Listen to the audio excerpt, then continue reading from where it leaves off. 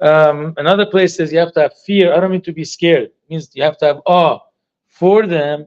We actually find that the Gemara discusses that honoring parents is actually equal to honoring God. We do find that. I think the Gemara in Kiddushin says that if somebody honors his parents, it's as if he's honoring God. If somebody chas v'shalom disrespects the parents, is like he's disrespecting God. That's the reason why you find, Kibbud Avayim on the first tablets, not on the second one. The first tablets are between us and God. These are like simple stuff. I'm sure all of you know it. The first tablet says, one God, no idols, don't say God's name in vain, keep Shabbos. And then afterwards, it talks about honoring parents, although that's not between us and God. It's between us and our parents.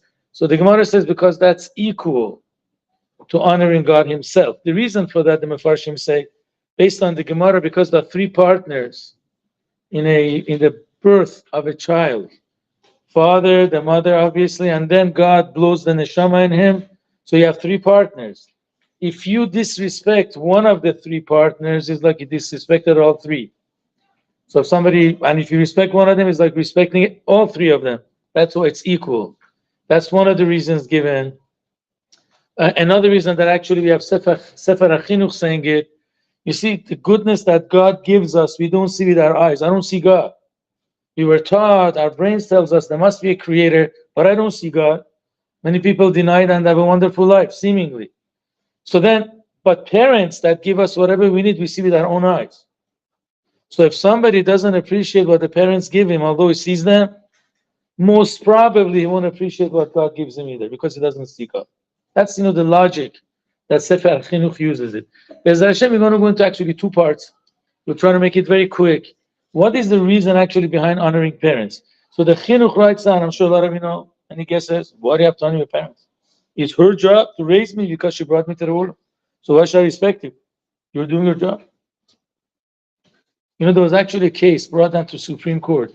Somebody took his parents, was a boy, to the court. What right did you have to bring me in the world? And it was actually dismissed. But I promise you, the guy said, I don't want to come to the world. But anyways, the judge dismissed it. Like this, everybody's going to what? Sue anybody, parents? Nobody's going to have children after that because I'm scared to be sued, I mean, whatever. I guess the guy was very unhappy with his life. But anyways, actually, what's the reason that we have to honor our parents? So you could look this up actually in the Sichas Musar from Rabbi Chaim Shmulevitz on Parshas Ba'alos, talks about it. There are many Mefarshim talking about it. There's a concept in the Torah that we have to have Hakarat HaTov. We have to show appreciation for the good that others do to us. You go to somebody's house as a guest, you definitely say thank you. No one is going to be disrespectful. And the whole idea of honoring parents is we should have Hakarat HaTov. We should have this appreciation, the gratitude for them to bringing us in this world, giving us a chance to keep Torah mitzvahs and raising us. Believe me, there is a lot of sacrifices for parents. When I became a father myself, I didn't understand how was my father and mother able to raise 6 kids. After one child, I was like, oh, I can't. When my wife was sick, she couldn't nurse the baby. We had to bottle feed the baby, take turns. And again, we have all the things that we want: 2 cars, washing machine, dryers, all the comforts. I remember my mother in Iran would have to bring these big tubs and, mix in hot water, cold water in the winter and wash the clothing. Any of you familiar with that? Yeah, okay. Your grandma told you, right? And then not only that, there was no disposable diapers. They had to take these natural diapers and wash them and then reuse them again. You see that, you throw it out. That's it. Nobody washes them. I honestly don't know how in the world was my mother able to raise 6 kids. I still don't know. But I only had 3 kids and all the comforts that you want to have. So anyways, they do a lot of sacrifice. We have to show our appreciation. Let's bring 2 cases of appreciation. First of all, gratitude is not only to things that are alive and they have feelings, even if something that has no feelings whatsoever. If you're going to disrespect it, they don't feel bad, nothing. We still have to show our appreciation for that. I'm sure many people know this. We learned it from the 10 plagues that was brought in Mitzrayim, correct? Moshe Rabbeinu was the leader of the Jews. He was in charge to bring the 10 plagues on the Egyptians, except the first 3. The plague of the Nile turning into waters of Egypt, turning into blood, for the frogs to come out of the Nile and then to turn the dust of Egypt into lice. God tells him, give the stick to Aaron. So give the staff to Aaron. Why? So Rashi brings the famous Medrash, because Moshe Rabbeinu could not bring plagues on the water and dust of Egypt because he owed his life to it. When he was a little baby, the mother at the age of 3 months old put him in a basket on the Nile. So how could he bring plague on the Nile? He couldn't do it. When he killed the Egyptian, correct, he was able to hide the body under the dust. So if that's the case, how could he bring a plague? He couldn't do it. So Rab Chaim Shmulevitz says, from here we learn that even things that have no feelings, if you get a benefit from it, you got to show appreciation. Our rabbis don't have a certain statement too. It says if you drink water from a well, don't throw a stone into it. It's a Gemara Bava Kama, I think. Rashi explains, if somebody did you a favor, don't be ungrateful. Fine. Why did the rabbis use these funny words? You drink from a well, don't throw a stone. Just say, be grateful to somebody. So the answer is the one to teach us that you have, at least one of the answers Chaim Shmulevitz gives, is to teach us you have to show appreciation, gratefulness, even to things that have no feelings. So far clear, people? Clear? All right, one more say. I hope you're not upset at me. It's giving you obligations, what to do. I don't mean you as a person, I mean everybody. Yeah, I didn't mean to. I'm telling you, you got to honor your parents. Sometimes we see our parents as policemen, policewomen. You don't see the fatherly and the motherly voice. Even now, my mother calls me, did you drink your orange juice today? I said, Mommy, I'm 57. She calls me older from Israel. When I have a little cold, oh my gosh, you have a cold? You're not eating enough fruits? She's right, I'm not. But she's worried about it. So you're always a child, even if you turn 100 years old. You're that wonderful little child of your mom and dad. And you should appreciate it. You see, now that I'm a parent, I don't see my mother as a policeman anymore. Because whatever she tells me, I tell my own kid. But when I was a child, I saw police voice, Thank God I've matured from that. Anyways, going to the next one. What happens if somebody does you a favor unintentionally? He had nothing in mind to help you whatsoever. It just happens that you get some benefit from it. Do you have an obligation to thank him or not? So there's a fascinating story in the Torah. We actually maybe not know this medrash. But the Torah tells us the brothers of Yosef wanted to kill him. Every single one of them except Binyamin. He deserves to die because he speaks Lashon Hara against us. So you look at the Mefarshim yourself. I'm sure your teachers have taught it to you. Why did such tzaddikim think that Yosef has to be killed? Anyways, one of the brothers that changes his mind in the beginning right away is Reuven. Afterwards was Yehuda. But Reuven says, no, don't kill our brother. Throw him into a pit, let him die into the pit. And the Torah says his intention was to come and save him. Well, he didn't get there because the brothers sold him before he came back. But honestly, what happened? Reuven also believed that Yosef deserves to die because of his Lashon Hara. Why did he suddenly change his mind? So Rashi says because he was the oldest brother, and he says, well, if we're going to change our mind and our father is going to get angry, Yaakov is going to blame me, the oldest kid. So he didn't want to be blamed for a selfish reason, according to Rashi. But look what the Medrash says. The Medrash says that actually Reuben realized that he owes gratitude to Yosef. Why? When he was a younger kid, I think at that time, Yosef was 8 years old.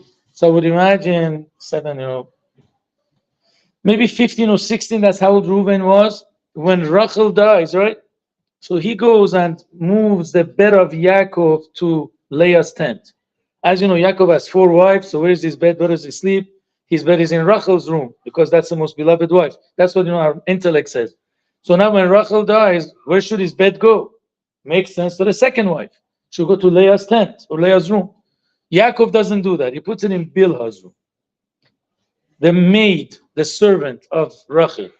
So simply Mefarshim say because he didn't want to forget Rachel. I hope nobody goes through this, losing their spouses at a young age. So he missed Rachel. So he's going to remember Rachel, so he puts it in the tent of the maid. Because this is Rachel's maid, he's going to always remember Rachel. Didn't want to forget. That's a simple explanation. But actually, the reason why the Medrash brings is because Yaakov put his bed where he saw the Shekhinah resting. You're going to tell all the boys that you go out with, each one, only one boy. I hope you don't have to go date 15 people to get married. The blessing is the first guy you go out with should be the right guy, and you get married. Amen. Don't let your parents tell you didn't even try it yet. Maybe there's other merchandise in the street. Nonsense. Nonsense.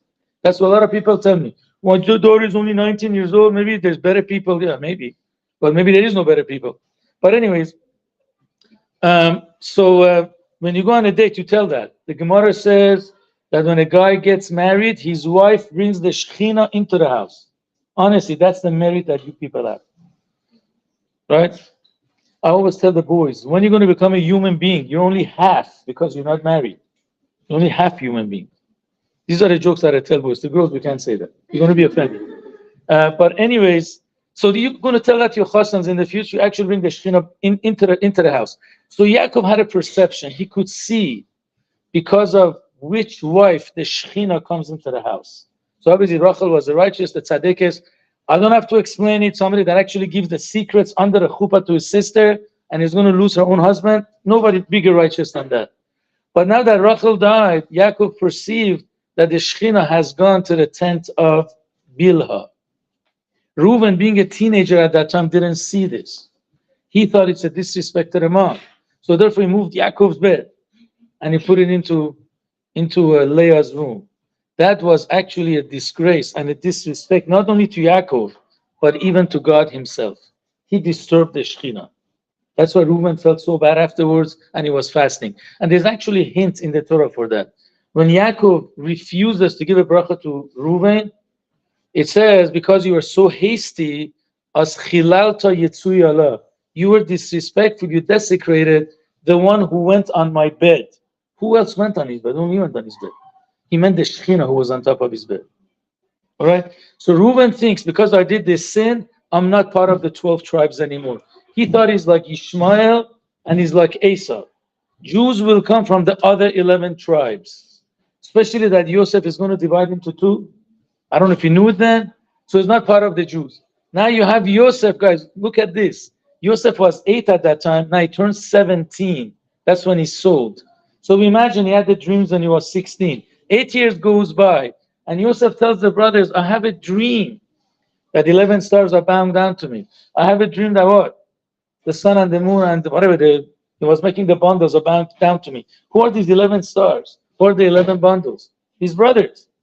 So Reuben says, my gosh, he's telling me in his dream that I am his brother. So I'm not rejected. How can I kill Yosef? How could I kill him? He gave me such good news that I'm part of the brothers. So again, Ovir Chaim Shmulevitz says something very similar. We do find that Yosef's intention was not to give good news to his brother. His intention was to say that he's going to become a king. But Reuven had some benefits, so couldn't kill him. So now we're going to actually connect it next week. More stories about these things. We're going to connect it to actually honoring our parents. They don't raise us by the way, it just happened to be, they didn't intend. Of course that they do it with love and everything. They actually sacrifice everything. This will actually open up our eyes why we have to honor our parents so much. Thank you for